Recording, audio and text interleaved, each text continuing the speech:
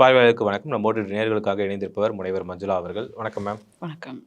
இப்போ நாடாளுமன்ற கூட்டத்தொடர் ஆரம்பிக்கும் பொழுதே அதானி குறித்தும் மணிப்பூர் குறித்தும் விவாதிக்கணும் அப்படின்னு சொல்லித்தான் தொடங்குறத பார்க்குறோம். அதே எதிர்க்கட்சிகள் அமளின்னு சொல்லி அவையெல்லாம் ஒத்தி வச்சது தான். அப்படிதான் தொடங்குச்சு அவையே.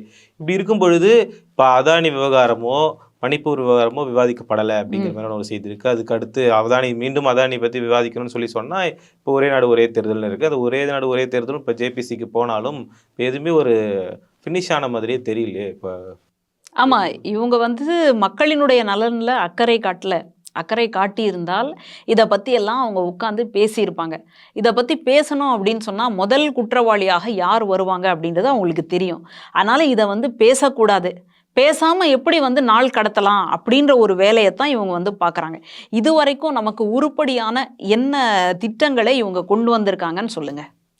இந்த மாதிரி சொல்கிறதுக்கு ஒன்றுமே இல்லை. விவசாயிகளினுடைய அந்த சட்டங்களை திருத்த சட்டம்னு ஒன்று கொண்டு வந்தீங்க, அதையாவது விவசாயிகள் ஏற்றுக்கிட்டாங்களா? இல்லை. விளையாட்டுத்துறையில் சாக்ஷி மாலிக் போன்றவர்களுக்கெல்லாம் என்ன நடந்தது அப்படின்னு கேட்டால் நமக்கு தெரியும்.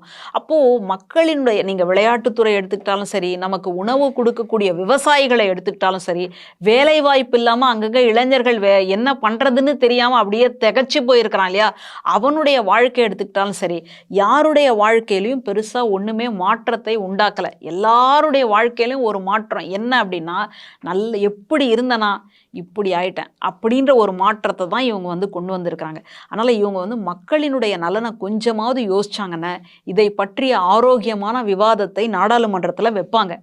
ஆனால் இவங்களுக்கு வைக்கிறதுக்கு வாய்ப்பே இல்லை. இதை வைக்கக்கூடாது அப்படின்னு தான் அவங்க நினைக்கிறாங்க. ஏன்னா அவங்கள பொறுத்த வரைக்கும் நாங்கள் பெரும்பான்மை, நாங்கள் சொன்னது தான் சட்டம், நாங்கள் சொன்னால் உடனடியாக அது சட்டமாக மாறிவிடும் அப்படின்ற ஒரு நோக்கத்தில் இருக்கிறதுனால தான் ஜனநாயகத்தின்படி ஒரு பாலிசியை எடுத்துகிட்டு வரோன்னா அந்த பாலிசியின் மீது விவாதங்கள் நடக்கும் இல்லையா, அதுக்கு எதுக்குமே இவங்க ஒத்துழைப்பு கொடுக்கறதே இல்லை. சாதாரணமாக ஒரே நாடு ஒரே தேர்தல்னு இருக்கு இல்லையா, அதை நீங்கள் முன்கூட்டியே சொல்லியிருக்கணும். முன்கூட்டியே சொன்னதுக்கப்புறமா தான் மறுநாள் விவாதம் நடக்கணும். ஆனால் அதை பொறுத்த வரைக்கும் ஒரே நாடு ஒரு தேர்தலில் பொறுத்த வரைக்கும் காலையில் சொல்கிறீங்க, அப்போவே விவாதம் நடத்தணும் அப்படின்றீங்க. இதை எப்படி எடுத்துக்கிறது அப்படின்றத அந்த பாராளுமன்றத்தில் இருக்கக்கூடிய மற்ற எம்பிக்கள் எல்லாருமே சொல்கிறாங்க. ஆனால் அரசு அதை காதுலேயே போட்டுக்க மாட்டேன் அப்படின்ற மாதிரியே இருக்குது.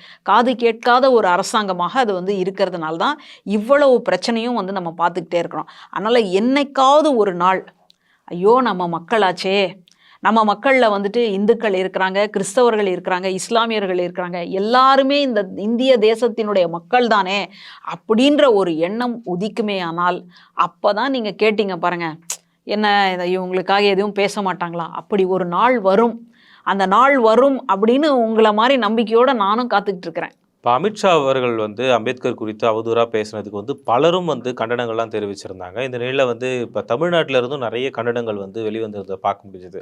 ஆனால் அதில் சிலர்லாம் அமித்ஷா அவர்கள் பெயரையோ இல்லை உள்துறை அமைச்சர்னு கூட மென்ஷன் பண்ணாமல் நிறைய கண்டனங்கள்லாம் வெளியே வந்திருந்தது. அதெல்லாம் நம்ம எப்படி புரிஞ்சுக்கிறது? அந்த அளவுக்கு பயம் அப்படின்றதான் நம்ம புரிஞ்சிக்க முடியும். இல்லை நான் அடிக்கிற மாதிரி அடிக்கிறேன், நீ அழுகிற மாதிரி அழுதுக்கோ. ஏன்னா நமக்குள்ளே ஒரு பரஸ்பரம் உறவு போயிட்டுருக்கு. அது வெளியில் சொல்ல முடியாத ஒரு உறவாக இருக்குது, ஒரு நட்பாக இருக்குது. அதனால் நான் என்ன பண்ணுறேன்னா, எல்லாரும் ஏற்கனவே கேள்வியாக கேட்டுட்டாங்க, அம்பேத்கர் சார்ந்த ஒரு நூலை வெளியிட்டிருக்கிறீங்க, அம்பேத்கருக்கு இந்த அளவுக்கு இழிவாக ஒரு பேச்சு வரும்பொழுது நீங்கள் அதுக்காக ஒரு எதிர்வினை ஆற்றவில்லையா அப்படின்னு அதுக்கப்புறமா ஒரு அறிக்கை வருது. அப்போது என்ன நடக்குது அப்படின்னு சொன்னால், எனக்கு ஒரு அழுத்தம் இருக்குது, நான் அரசியலில் குதிக்க வேண்டிய இல்லை தள்ளப்பட்ட ஒரு நெருக்கடி இருக்குது. இப்போ இந்த நெருக்கடியில் நான் இந்த அரசியலை நீடிப்பேனா நீடிக்க மாட்டேனா, இது ஒரு பக்கம். ஒரு ரசிகையாக நான் அதை யோசித்து பார்க்குறேன். அடுத்தது அதை தாண்டி இவ்வளோ அரசியல் அப்படின்ற ஒரு புயலில் நான் சிக்கி சின்னாபின்ன ஆகிடுவேனா இல்லை கரை சேர்ந்துடுவேனா அப்படின்ற ஒரு கட்டாயம், ஒரு எண்ணம், அது எல்லாமே இருக்குது. இப்போ இந்த சூழலில் அம்பேத்கருடைய நூலை வெளியிட்ட ஒருத்தரே அம்பேத்கருக்கு ஒரு இழிவான பேச்சு வரும்பொழுது ஒன்றுமே பேசலை. அம்பேத்கரை தன்னுடைய கட்சியின் கொள்கை தலைவராக ஏற்றுக்கொண்ட ஒருத்தரே அதை பேசலை அப்படின்னு சொன்னால் எப்படி இருக்குமோ அப்படின்றனால நான் சொல்கிற மாதிரியும் சொல்கிறேன், ஆனால் சொல்லாத மாதிரியும் இருக்கட்டும் அப்படின்றதுக்காக பொதுப்படையாக சில இதை சொல்லிக்கிட்டே போகிறாங்க. அந்த அளவுக்கு நீங்கள் கண்டனம் தெரிவிக்கணும் அப்படின்னு சொன்னால் குறிப்பிட்டு இவங்களுக்கு தான் நான் கண்டனம் தெரிவிக்கிறேன், இன்ன காரணத்துக்காக தான் கண்டனம் தெரிவிக்கிறேன் அப்படின்னு சொல்றதுக்கு கூட தைரியம் இல்லைன்னா அப்போ இவங்கெல்லாம் ஏன் கட்சியில் இருக்கிறாங்க? இல்லை, சிலருக்கெல்லாம் வந்து அம்பேத்கர் என்ற பெயர் வந்து உவமையாக இருக்கலாம் அப்படிங்கிற மாதிரியான ஒரு வரியை மட்டும் சொல்லியிருக்காரு. சிலருன்னு நீங்கள் குறிப்பிடுறீங்க, ஏன் இப்போ என்ன பிரச்சனை பேசப்படுது அதை ஏன் நீங்கள் சொல்லலை அப்படிங்கிற மாதிரி பலரும் அதை வந்து மென்ஷன் பண்ணி கேட்குறத பார்க்க முடியுது. அதனால் இவங்களுக்கு இன்னும் கூட நம்ம இருக்கிறது வந்து அரசியல் தானா அப்படின்ற ஒரு கேள்வி வந்துக்கிட்டே இருக்கும் போல இருக்கு. அந்த சந்தேகத்தோடையே அந்த இதில் வந்து பயணிச்சுக்கிட்டு இருக்கிறாங்க. அதனால்தான் வெளிப்படையாக இந்த மாதிரி உள்துறை அமைச்சர் அவருடைய பேர் இது அப்படின்னு சொல்ல முடியாத அளவுக்கு ஒரு நெருக்கடியாக இருக்குமோன்னு எனக்கு தோணுது. அதாவது ஓட்டுகளை பிரிக்கிறதுக்காக பாஜகவினர் எத்தனையோ குட்டிக்கரணம் போட்டுக்கிட்டு இருக்கிறாங்க. அந்த குட்டிக்கரணத்தில் இப்போதைக்கு கரண்ட் ட்ரெண்டில் யார் இருக்கிறாங்க அப்படின்னு பார்த்தீங்கன்னா விஜய் அவர்கள் தான். ஏன்னா அவர் மாநாட்டின் பொழுதே பாசிசமா பாயாசமானோன்னு ஒரு இது விசில் அடிச்சான்லாம் இருக்கிறாங்க இல்லையா, அந்த மாதிரி வந்து ஒரு கருத்தாக்கத்தை வந்து உருவாக்குனார். ஒன்று பாயாசம், ஆமாம் அவங்க மட்டும் பாசிசம்னா நீங்கள் மட்டும் என்ன பாயாசத்தையை கிண்டிக்கிட்டு இருக்கிறீங்க அப்படின்னு சொன்ன உடனே எல்லாருக்கும் அப்படியே திமுக எதிர்ப்பாளர்கள் சரியான தலைவன் ஆஹா ஓஹோ அப்படின்னு சொல்கிற மாதிரி. திமுக வந்துட்டு நீங்கள் நேரடியாக எதிர்க்கிறீங்க அப்படின்னு சொல்லிட்டீங்க, ஏன்னா நீங்கள் வேற கட்சி, வாஸ்தவம். அப்போது இன்னொரு கட்சி வந்து பாசிசமா அப்படின்னு சொல்கிறீங்க இல்லையா, ஏன் அந்த கட்சியினுடைய பேரை உங்கள் வாயில் வரலையா? இல்லை, அங்கேயுமே கூட அவர் வந்து கொள்கை ரீதியான எதிரி வந்து பாஜக தான், வந்து பாஜகன்னு மென்ஷன் பண்ணல, கொள்கை ரீதியான அப்படிங்கிற மாதிரி ஒரு விஷயத்த வந்து சொல்லியிருந்தாரு. இப்போ நம்ம நாடாளுமன்றத்தில் எம்பி கனிமொழி அவர்கள் வந்து அந்த இந்தி மாதிரியான திட்டங்கள் பேரே வந்து நுழையலை அப்படின்னு சொன்னார். அந்த மாதிரி பாஜக அப்படின்றதே இவருக்கு நுழையலையான்னு எனக்கு தெரியல. அதை வேணா இவருக்கு நம்ம ப்ராக்டிஸ் பண்ணி விடுவோம் அப்படின்னு பார்க்குறேன்.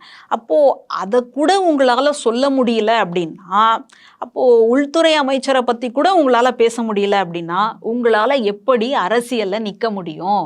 எப்படி உங்களால் வந்துட்டு மக்களை நோக்கி போக முடியும்? இந்த ஒரு சின்ன விஷயத்தையே உங்களால் வெளிப்படையாக பேச முடியல அப்படின்னா மக்களினுடைய குறைகளை, மக்களினுடைய திட்டங்களை நீங்கள் எப்படி போய் பாராளுமன்றத்தில் சொல்லி அங்கேருந்து நீங்கள் வந்து நலத்திட்டங்களை வாங்கிட்டு வர முடியும்? எனக்கு தெரியல. ஒரு சாமானியனாக நான் இந்த கேள்வியை வைக்கிறேன். அதனால் யாரெல்லாம் மறைமுகமாக சொல்கிறாங்களோ அவங்களுக்கெல்லாம் சொல்கிற அளவுக்கு தைரியம் இல்லை அப்படின்றது தான் என்னால் புரிஞ்சிக்க முடியுது. ஒருவேளை இல்லை வேறு ஏதாவது காரணம் அப்படின்னு சொன்னாங்கன்னா அந்த காரணத்தை சொல்லட்டும், நான் தெரிஞ்சுக்கிறேன், அதுக்கப்புறம் நான் பேசினதை வேணால் நான் மறுபடியும் வாபஸ் வாங்கிக்கிறேன். இப்போதைக்கு அந்த பேரை கூட சொல்ல முடியாத அளவுக்கு என்ன நெருக்கடி இருக்குது அப்படின்றத அந்த மறைமுகமாக பேசியவர்கள் வெளிப்படையாக பேசினா அரசியலுக்கு நல்லதுன்னு நான் நினைக்கிறேன். ஆனால் வந்து எங்கள் தலைவர் பாருங்க கண்டனம் தெரிவிச்சிட்டாருன்னு சொல்லி அதை சிலர் கொண்டாடுறத பார்க்க தான் முடியுது. இங்கே என்னென்னா, இப்போ தமிழ்நாட்டில் பெருசாக அம்பேத்கருக்கு வந்து முக்கியத்துவமே கொடுக்க மாட்டேங்கிறாங்க அப்படின்னு சொல்கிறாங்க. இங்கேயும் தான் போராட்டங்கள்லாம் நிறைய நடந்ததை பார்க்க முடியுது. திமுகவினர் நடத்துகிறாங்க, விசைக்கவனர்லாம் ரயில் மறியல்லாம் நடத்துனதெல்லாம் பார்த்தோம். ஆனால் இன்னுமே கூட அம்பேத்கருக்கு அந்த அளவுக்கு பெருசாக இங்கே யாரும் ஆதரவு தெரிவிக்கல அப்படிங்கிறாங்க. அது எப்படி புரிஞ்சுக்க? இந்த பிரச்சனை வந்ததுக்கு அப்புறமா தெரிவிக்கல அப்படின்னு பேசுறதெல்லாம் ரொம்ப சப்பையான ஒரு வாதம். ரொம்ப அவங்க வந்துட்டு மலிவான ஒரு அரசியலை செய்கிறாங்க அப்படின்னு தான் நான் சொல்லுவேன். அம்பேத்கருக்கு வந்துட்டு தமிழ் மண்ணில் இது முக்கியத்துவம் இல்லை அப்படின்னு பேசுகிறதெல்லாம் ரொம்ப பொய்யான ஒரு குற்றச்சாட்டு.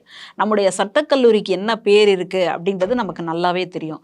அம்பேத்கரை வந்து கொண்டாடணும் அப்படின்றதுக்காக அவருடைய பிறந்த நாளை வந்து நம்ம விடுமுறையெல்லாம் கூட வந்து அறிவிச்சிருக்கிறோம். இப்படி வந்து ஒரு பாரம்பரியமான ஒரு பழக்க வழக்கத்தை நோக்கி நம்ம வந்து கொண்டு வந்துட்டுருக்குறோம். நமக்கு வந்து யாரெல்லாம் இந்த மண்ணுக்காக, இந்த மக்களுக்காக ஒரு மிகப்பெரிய தொண்டை செய்திருக்கின்றார்களோ அவங்களுடைய தொண்டையெல்லாம் அங்கீகரிக்கும் விதமாக பல்வேறு செயல்பாடுகளை வந்து அரசாங்கம் முன்னெடுத்துக்கிட்டு தான் இருக்குது.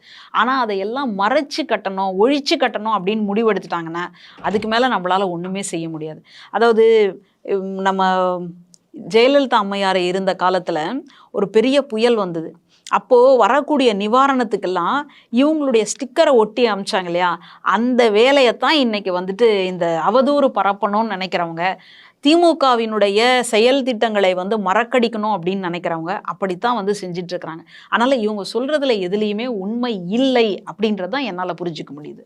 அன்புமணி ராமதாஸ் அவர்கள் என்ன சொல்கிறாருன்னா, எங்களுடைய ஐடியாலஜிக்கல் லீடர் வந்து அம்பேத்கர் அவர்கள், அப்படின்னு ஒரு விஷயத்த வந்து சொல்லிட்டு, நாங்கள் வந்து அவ்வளோ சிலைகள்லாம் வச்சுருக்கோம் அதெல்லாம் சொல்கிறாரு.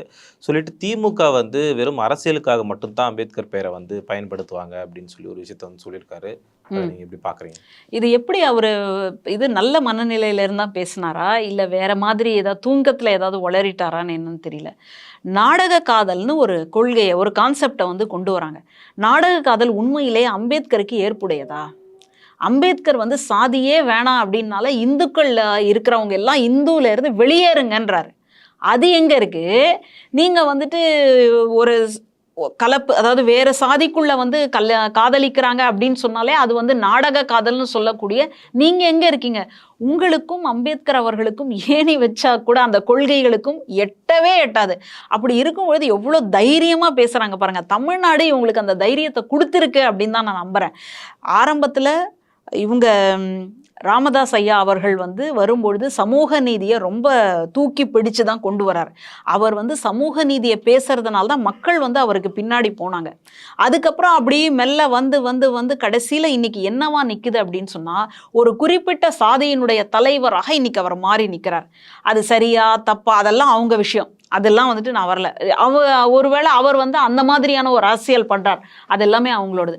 ஆனால் அதை வச்சுக்கிட்டு நாங்கள் தான் வந்து அம்பேத்கருக்கு வந்துட்டு ஒரு வாழ்க்கையே கொடுத்துருக்குறோன்ற மாதிரி பேசுறதெல்லாம் ரொம்ப அப்பட்டம். இதெல்லாம் இதில் எதுலேயுமே வந்துட்டு நம்ம இவங்க கிளைம் பண்ணுறதுல எந்த விதமான நியாயம் இருக்கிறதா நம்மளால் புரிஞ்சிக்கவே முடியல. இன்னைக்கு திமுக வெறும் ஓட்டுக்காக மட்டும் அல்லது தேர்தலுக்காக மட்டும் அம்பேத்கரை பயன்படுத்துகிறதா அப்படின்றத நீங்கள் சாதாரணமாக தெருக்களில் இறங்கி ஒரு பொதுமக்கள் கிட்ட கேட்டிங்கன்னா கூட தெரிஞ்சிடும். அப்படியெல்லாம் இல்லை.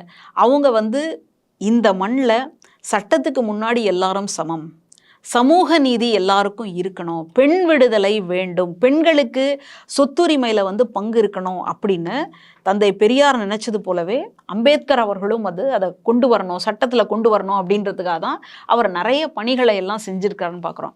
அதை வந்து மையப்படுத்திய ஒரு நிலைப்பாட்டில் தான் அரசாங்கம் வந்து செயல்பட்டுக்கிட்டு இருக்கு.